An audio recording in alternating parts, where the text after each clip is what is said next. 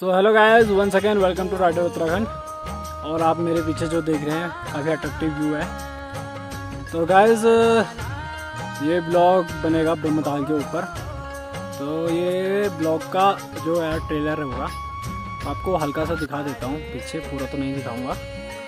ये और ये सीन और काफ़ी गहरा ताल है, क्योंकि पूरा नहीं दिखाऊंगा आपको ये सारा वीडियो में देखने को मिलेगा। तो कुछ सिनेमैटिक शॉट दिखाता हूँ आपको जो मैंने लिए हैं ब्रह्मताल ट्रैक के बीच में, और इसके बाद एपिक वॉइस डालूंगा। ये मेरे पार्टनर जो ऊपर पत्थर पे चढ़ रखे हैं।